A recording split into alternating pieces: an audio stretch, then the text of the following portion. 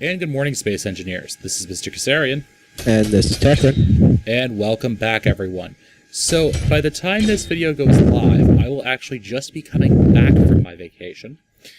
I have, however, not yet left on my vacation, which tells you roughly how far ahead this series is right now. Because I'm going on vacation. About a week and a half? Or is it 2 weeks? Yeah, thereabouts. So, to let you guys know, if you're putting comments in to any questions I've asked in any other videos, the reason I haven't responded is because I'm in Scotland and there is only Wi-Fi in the lodge where I'm staying. So, yeah. I did not know you were going to Scotland. Yep. Well, have fun now. Yep, we're flying out, let's see, today is Wednesday night, so we're flying out Friday evening. And then time zones happen and I show up in Scotland. Yeah, just remember, Rogue may not like you going after the men in kilts. Yeah. Alright, so what are we doing today? Why am I building a giant thing in space? Well, that's because we've decided that we're going to start on our first real mega build. Which would be our giant drill head. Now, Kasarian hasn't fully filled me in. I'm guessing that at this point he's just going to be making a static large ship drill. We will be working on that for probably about this episode and maybe next episode if we don't get it done this one. Oh, see, I was going to start actually working on the whole shebang. Well, I mean, it will certainly take a bit of time, especially making sure that it actually works. Yeah. So, what we're building, and what Nick's going to be helping me with as soon as I tell him what we're actually building, because this was I was at work today going, we need this. We're going to start building it. Is that we're making a automated drilling platform, which will be named the Core. Because references. Yes. And what it's going to be is, if you guys check out, say, the Steam Workshop, you're going to see... Oh, I'm going to spotlights on this thing. You're going to see a lot of builds that were done in creative of huge drilling platforms. And basically the way they work is they're actually two separate ships. One of them is a drill head and shaft, basically. Dirty Mines... Well, yeah, okay, fine. Anyways, the drill head and shaft are one ship, and they actually go into the asteroid itself. The rest of the ship is actually a frame that holds it and actually moves the drill head and the shaft. Kind of like how an actual oil rig works, where you have the drill head and the pipe that goes down, right? That's basically the same design we're going to be using here, where we're going to have this drill head and a tube that leads all the way back up, and a frame system that actually has the propulsion systems on it. So, the rotor builds that I've been seeing? The what? Okay, well then you do not know what that is. The rotor... Basically, what I've been seeing a lot of on the Steam Workshop is people, instead of going with a oil drill kind of setup, they go with the actual boring machines that we have, which basically just makes it so that you have a static machine or ship, and then... Oh, that idea, yeah. Yeah. We've done that. like that's kind of my attitude, is we've already done that with our small ships. You know, I want this thing to be big, right? And the issue with a boring ship, is that you end up...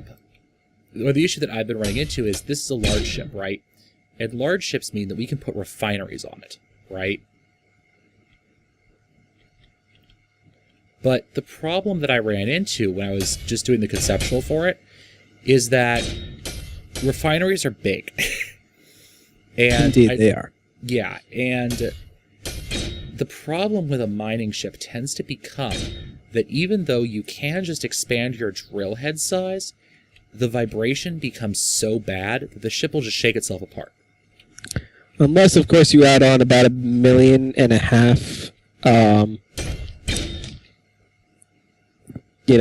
gyros, for every single drill head. And even then, it doesn't really help because the drill heads also try and push you laterally. Yeah. So that becomes an issue as well. Now, so this drill head is actually going to be not free floating, but it's going to use a piston system, and there are several great tutorials on pistons in this game.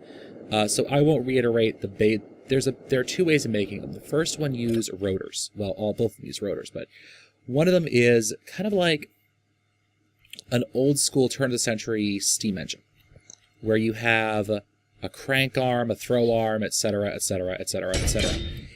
However, they have some limitations. Namely, they're really good for applications that have to reciprocate fairly quickly. So they're moving back and forth and back and forth and back and forth. Not something where you just want it to go in one direction for a very long period of time, then slow down and come back out.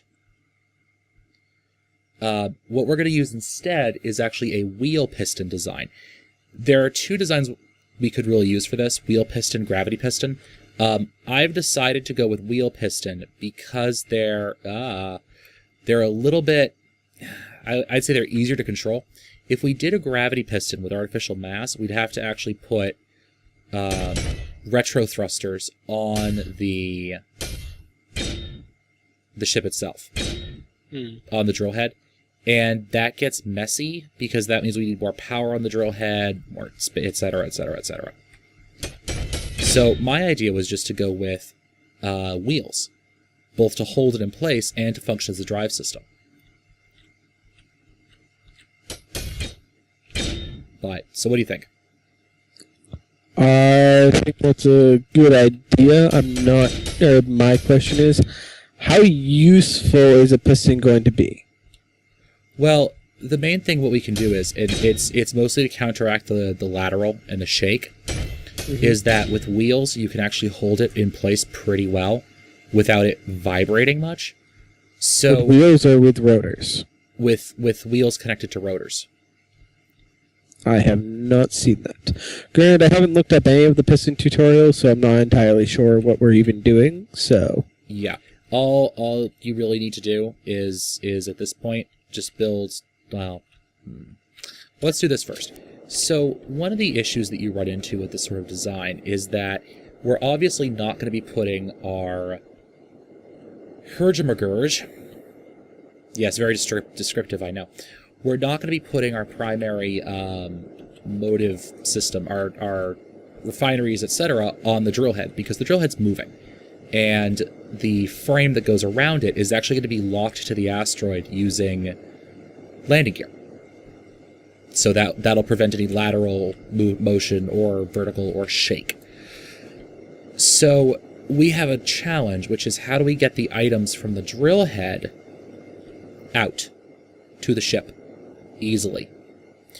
Now, there are a couple solutions we can use. One of them would be merge blocks, and there's actually a mod that I was looking at about 2 seconds before we started recording that adds a new type of conveyor that basically prevents the conveyors from actually merging when the merge block is activated. They'll connect and pass items through, but they won't actually merge to each other. So it's basically the way that, connectors are supposed to work right now, but they don't. Right. Now, the problem with that would be we'd have to stop the drill head and move it, basically. Yeah. Right? We'd have to actually stop the drill head, shift it around, blah, blah, blah, blah, blah. So I'm guessing your idea is the same thing, or the same way that we have been using in order to transfer materials around? Yep. Gravity. So, yeah. Hence why I said a 5x5 hollow tube. Yep. Which is what Nick and I are going to start blocking out right now while I keep telling you about the build idea. Unless Nick's working on something else, which I haven't let him talk that much yet, so...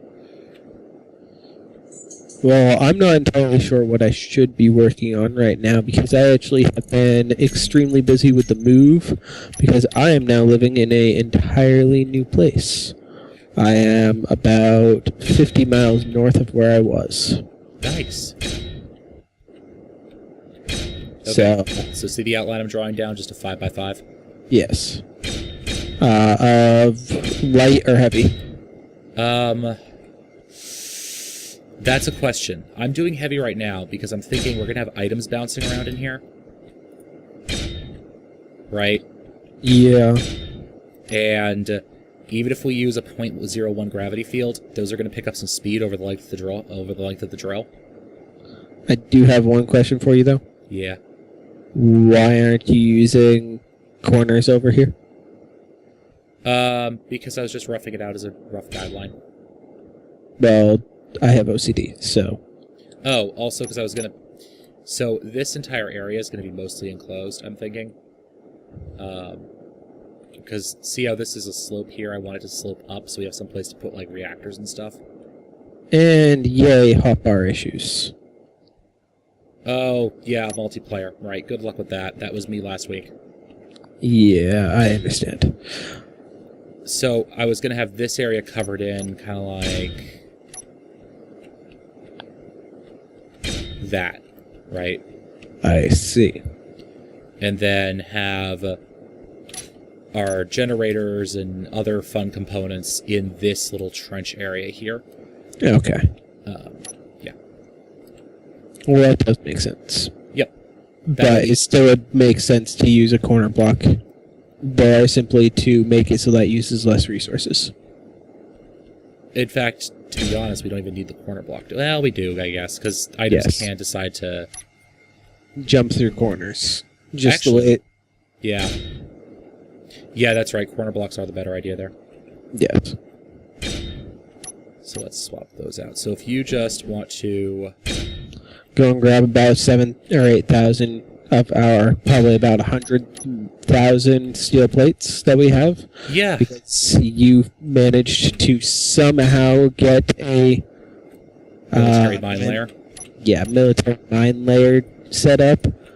And, you know, completely devastated it with our grinding system. Yep, which, unfortunately, guys, I didn't actually get on camera because I was... He wasn't expecting it.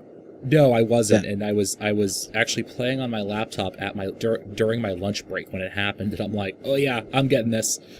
Yeah, for those of you who haven't seen my channel in a while, I don't record on my laptop anymore. I record on my tower, and I shuffle the save games around between my laptop and my tower. And between me and him. Yeah, it's kind of a fun little dance of oh crud. It's kind of a fun little dance where, you know, Kasarian just kind of runs around with his head chopped off and transfers saves in between his own computers. And then once I do something of any significance, like I did with swapping over the Titan and the general basis of the station and everything, I have Space Engineer Toolbox, and I make great use of it because within about 5 minutes of having it, I understood how to do everything with it. Yes, and basically what we then do is we go through and we... copy everything over after we get rid of all the materials that it costs. Which, thankfully, as was stated about 2 episodes ago, I believe, we do actually have a calculator in the Space Engineer's Toolbox that tells us exactly what we need to get rid of. Yep, which I'm actually using right now to figure out how many conveyors I need. You will probably need quite a few. For this part, not that many. It's going to be more compact than I thought. Right, what we're going to do is, let's see, let's put this stuff all back so that I can actually, okay. I have a system, guys, don't question it. It involves me not doing subtraction. Ever. So, by the way, quick tip, while I babble somewhat incoherently as I'm doing this to make this vaguely interesting. Your brain has most people's brain, let's put it that way, most people's brain has a much easier time doing addition than it does subtraction. In my alternate life as a delivery driver, they actually teach us to break down every problem into an addition problem when you're trying to give someone change. So you go with like a basic, like say you have to give back, I don't know, $13.43. Right. So you go out of a 20. 1 plus, so you go 10 plus 1 plus 1 plus 1, and you add up to your target number instead of subtracting from it. And it actually, even though you're doing more steps, your brain has a much easier time doing those calculations. Unless your brain is like mine, which is the complete opposite of that, and I have no clue why. I cannot do addition for crap. However, I can do subtraction like it's nobody's business. I need twice the number of these things than I thought I did. Right. So I'm not entirely sure, but I can generally do subtraction for change machines before the change machine can do it itself. Yep. Yeah, it's some people are wired that way, and it's just. We'll know eventually. My game must be derping out of configs. Are you actually noticing that you're welding? Yeah, it's still using my modified welding speed. Okay. Yes, it is, which is great. Right, because it pulls those files off the server. Yes, it does. There is, by the way, a tool. I mentioned this in another episode. There's a tool that does this for us. Oh, I forgot to start my counter. And so we don't have to go in and manually edit the file every single time. By the way, another quick tip while I'm doing this is that for you guys who are watching and going, well, aren't you worried about the station breaking apart? Because remember, the tubes don't connect on their sides. They only connect front and back.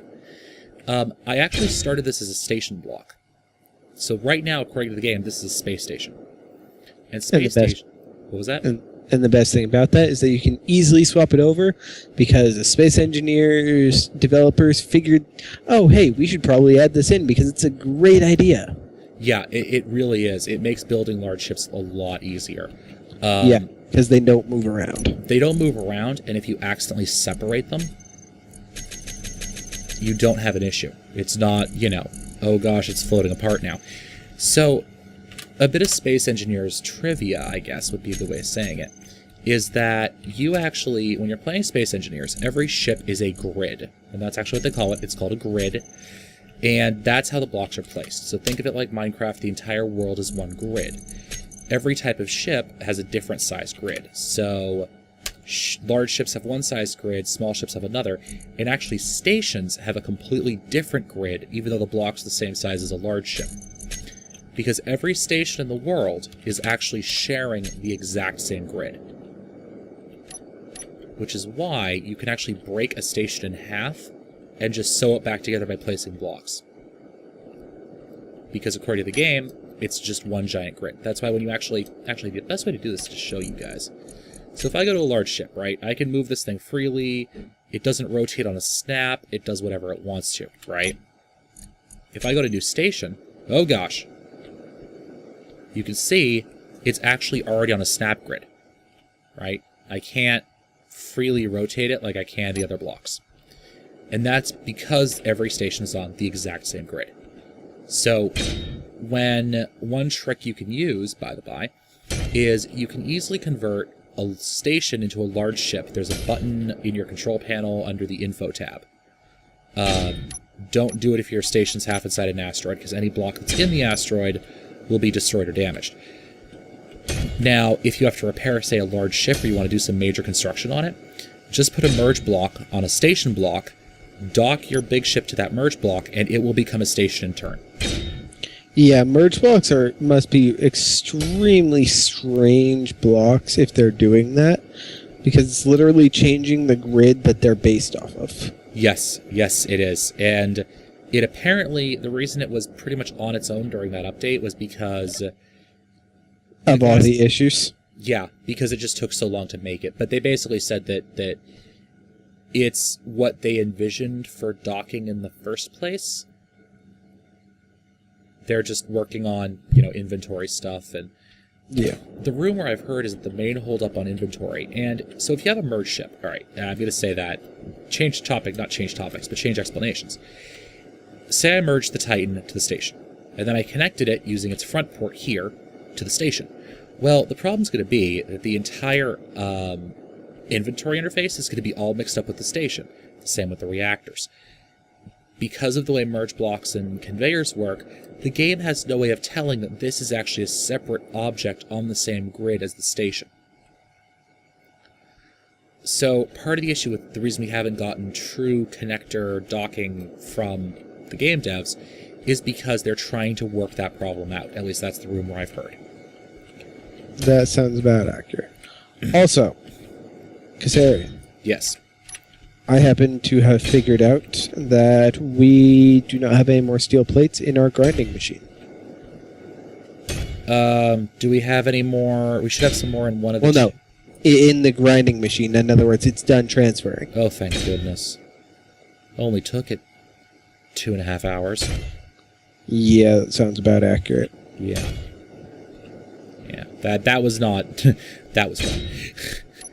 Yes. That was fun. Also, why is the gravity generator not projecting a full field? Saving power. It doesn't need to. I was going to have one gravity generator for each room. Well, right now, I'm going to change that because I like having gravity. See, I'm just using my jetpack so much, it doesn't matter to me. Yes, well, I like having gravity because I don't always use my jetpack. And Yeah. I did, not have to. So as you guys can tell, the calculator does have some issues. Notice how I keep over-making things. So now I need a connector, and I need 9 of them.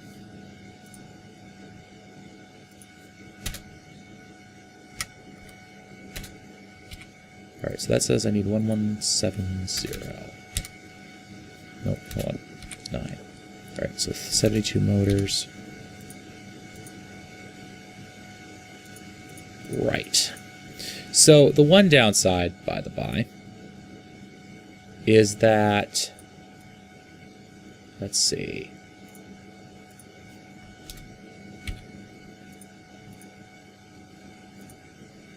Okay, there we go.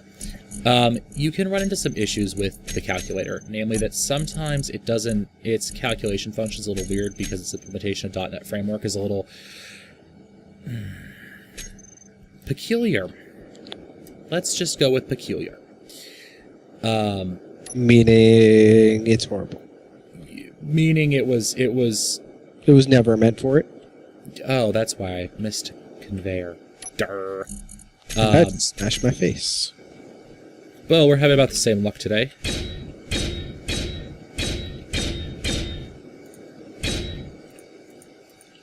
Thankfully, I now have a medical facility on station. Why can't I place you there? I am not sure, sir. I could place you there, but I can't place you there. Is there actually a block? Oh. Yes, there's a item there. There we go. And then this block needs to be removed.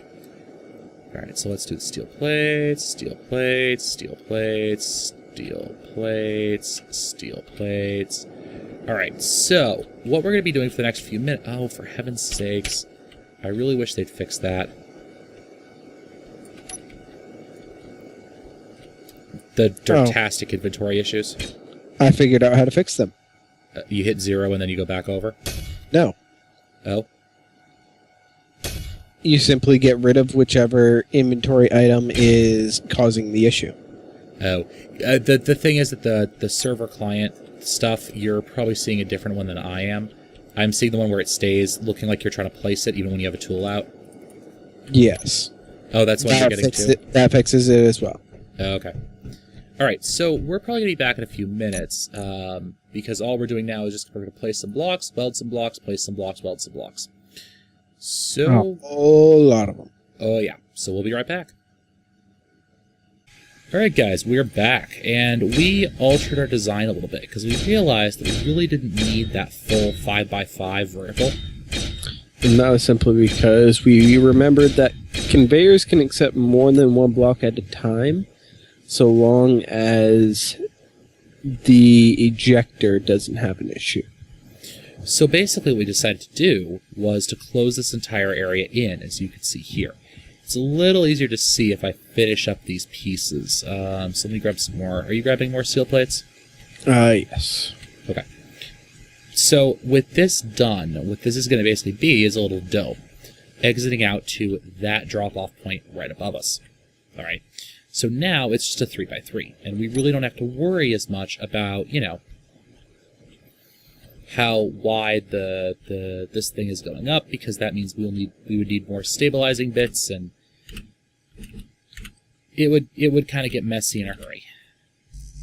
Indeed. And I am completely out of steel plates. I might just well grab a few more myself. So, yes, what we're going to do is, in between now and the next time I record, we're basically just going to run this as pretty much out as far as I can stomach working on it. Which, with my tolerance for boredom, is going to be a little while. Yeah, Cass and I have an extreme tolerance for boredom, which is why we're still playing this. Even after, you should see me ripping apart that military mine layer. Oh, I've done it. Yeah. Except for, I did it for 3 ships. No, I know. Without my welding and grinding boost. Oh yes. This is not the right ship. You grab the grinder. I didn't grab the grinder. I accidentally placed the steel plates in the grinder. Ah. So yes. I was just like, why is this ejecting things?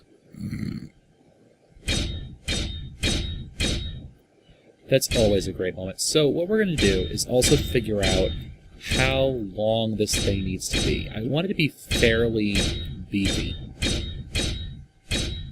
If for no other reason than to basically allow us to... Ooh, how am I going to do that? Okay, so I'll do that there, okay. To basically allow us to go pretty far inside of an asteroid.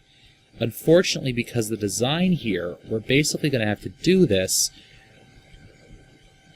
before we actually build the frame, and that's going to be the challenge. One other thing I wanted to mention is that in here, down in this area, in here, is where we're going to be putting our reactor, and I don't think this thing's going to need gyros, but we can shove a couple of them in here just for the sake of having them. And that's going to actually be the working area of the drill head. So we can actually get down there, we can work on things, edit things, change things around, and resupply this part with uranium. Because we're actually going to need power to be supplied to these drills up at the very front. Indeed. Alright, so I think that about wraps it up for this episode. Don't you think? Yep, and like I said, next time we will probably either have already finished with this, or we will be finishing it up on camera. And then, as soon as we're done with that, we will go ahead and start using it as compared to our current mining situation. Indeed. Alright. As always, guys, happy mining.